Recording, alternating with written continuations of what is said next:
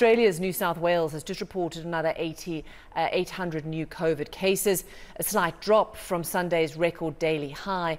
Meantime, the Prime Minister says the strict COVID measures will come to an end once the vaccination rate hits 70%. The announcement comes after police arrested hundreds of anti-lockdown protesters over the weekend. Angus Watson is in Sydney for us on that. Angus, hi. What's the situation right now? Certainly people have been pretty angry about the way the government has dealt with this, and it's been very much felt on the streets.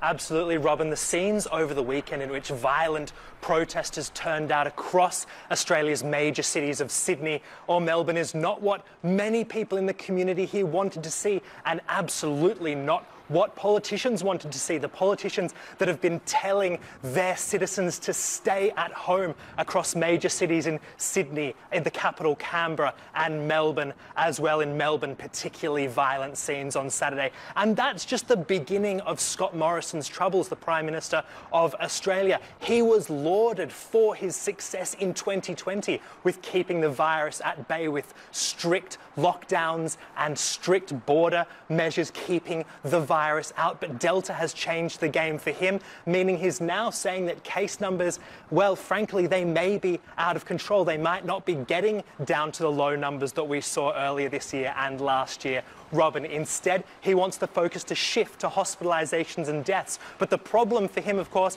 is Australia's vaccination rates are just too slow. Just over 20% of the population here in Australia is fully vaccinated. Scott Morrison wants lockdowns to become a thing of the past, but that won't be possible until 70 to 80% of adults here in Australia are fully vaccinated, Robin.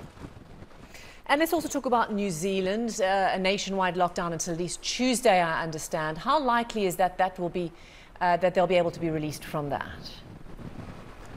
Robin, well, Jacinda Ardern just moments ago has stood up at the lectern in the capital, Wellington, and said that the lockdown will continue until at least Friday. New Zealand has over 100 active cases of COVID-19 in the community at the moment. They were willing to go into lockdown with just one case last week, so that lockdown could be extended even further from Friday if New Zealand can't get those numbers out of control. And the COVID-19 minister in charge, Chris Hipkins, has said that the Delta variant has changed the game in New Zealand as well as it has in Australia. New Zealand, a country which has also done particularly well in keeping the virus out. Just 26 people have died in New Zealand through the entirety of the pandemic. The Delta is changing the game. New Zealand wants to keep its borders closed until the end of the year to give its people a chance to get vaccinated, Robin. So we'll see what success they have in the coming weeks.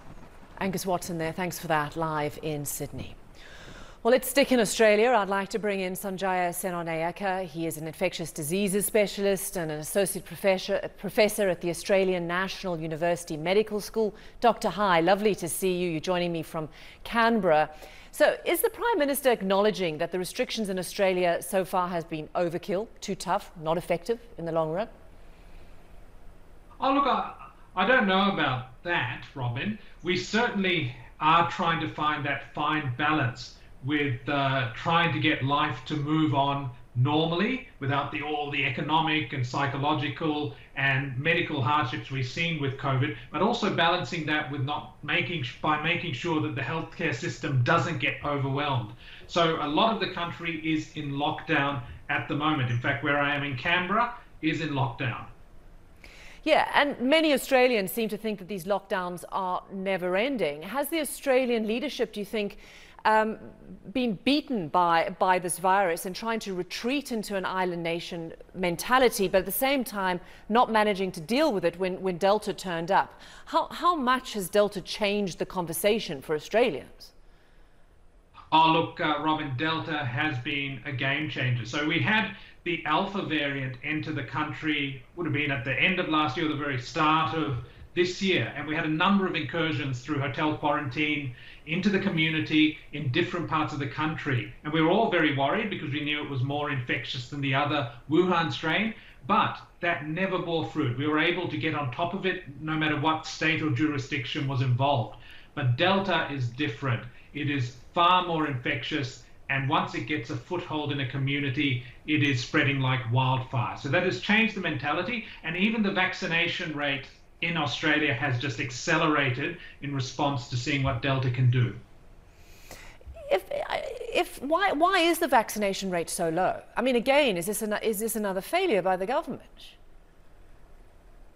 So again, very interesting, Robert. If you look at the countries that, it seems to be a tale almost of two halves. So if you look at countries that controlled COVID really well through last year, so Taiwan, New Zealand, Australia, South Korea, and you look now, they've got relatively slow vaccine rollouts. And that's a contrast to countries which really struggled with COVID, like the US and the UK, who've done very well with their vaccine rollouts. And I think you can see in Australia, by the surge in vaccinations in response to the lockdowns and the Delta outbreaks, that seeing what Delta can do, whatever part of the world you're in, will accelerate your vaccine rollout. And that's what's happening here.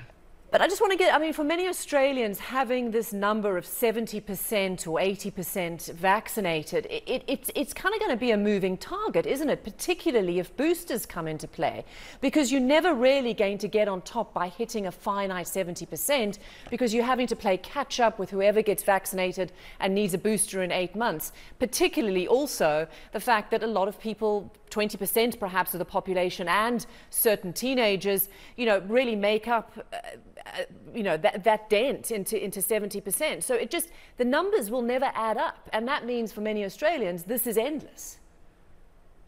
Well, I think not just for Australians, I think around the world, vaccination, it's wonderful. It's amazing that we have it. But for the Australians, putting a 70% finite number on this, I mean, you're never going to be able to pin it down, because the vaccinations wane in efficacy. So you're never going to be able to have a finite, okay, everybody is 70% vaccinated, because you're going to need boosters for the people who got vaccinated 8 months ago. No, you're quite right. That's what I was saying. As wonderful as the vaccines are, with the waning immunity and Delta being so infectious, we're never going to achieve herd immunity. So it is going to be a matter of vaccinating as much of the population as we can, catching up with booster doses, and working around that. And we will, all those measures, those COVID-safe measures we've been seeing around the world, social distancing, wearing masks, those things are here to stay. So it won't be a completely normal life for a very long time, Robin, for any of us. No, and for many Australians that you speak to, how angry are they? We've seen them over the weekend on the streets, but in terms of ordinary people who are locked in their houses, and you know, police are chasing them on the beach, and there's been a pretty tough lockdown in terms of consequences. The mental health and the broader implications for society, not being able to leave, Australians not being able to get in. How damaging has this been?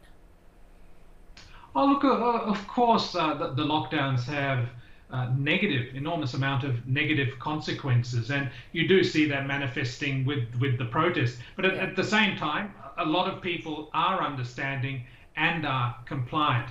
But the problem is, because Delta is so infectious, any non-compliance is so unforgiving. But you are right, Robin. I think we will all breathe a sigh of relief when we can come out of this lockdown. But it's not going to be into herd immunity. It's going to be a combination of getting high vaccination rates and COVID-safe measures to try and lead some sort of normal life.